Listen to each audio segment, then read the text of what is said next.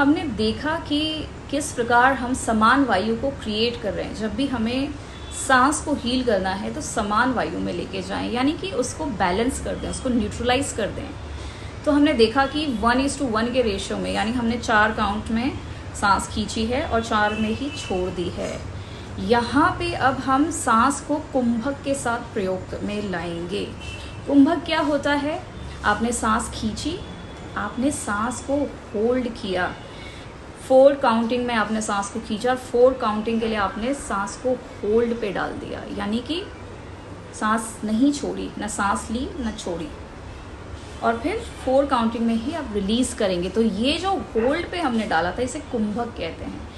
यानी कि शून्य में जाना सबसे आसान तरीका है शून्य में जाने का, कि अगर आप अपनी ब्रीदिंग को रोक लें कुछ टाइम के लिए, आपका मन शांत होने लगेगा। यानी कि जो मन के पैटर्न्स जो बनते चले जा रहे थे, एक के बाद एक के बाद एक के बाद एक के बाद बनते चले जा रहे थे, अब क्या होगा? वो ब्रेक हो जाएगा। यानी ये जो चेन सी थी जो पैटर्न की, क्योंकि हमारे जो विचार हैं, हमारी जो भावनाएं, इमोशंस हैं, वो हमारे सांस के साथ जुड़े हुए हैं। That's the reason it becomes really important that you break this chain initially, so that you get into the state of शून्य, 0। तो अब कैसे करेंगे देखेंगे। 4 ही काउंट में हम सांस खींचेंगे, 4 काउंट में रोकेंगे, 4 काउंट में छोड़ेंगे। तो रेशियो होगा, आई एम इनहेलिंग 4 के लिए ही अब रोक देंगे, 4 में अब छोड़ेंगे।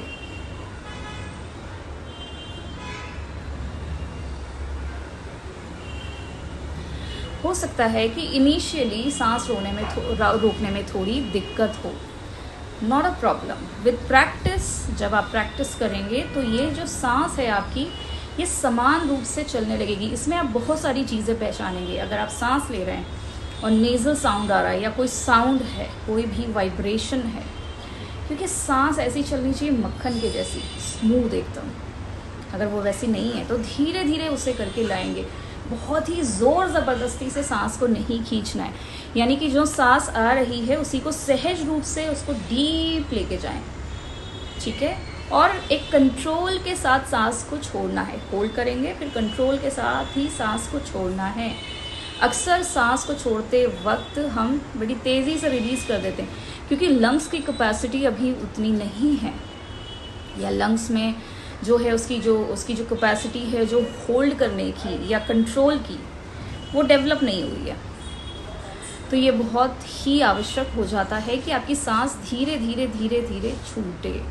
जैसे कि पहाड़ से हम किसी गाड़ी को नीचे लाते हैं तो ब्रेक लगाते हुए लाते हैं, सेम वे आपको धीरे धीरे सांस रिलीज़ करनी है।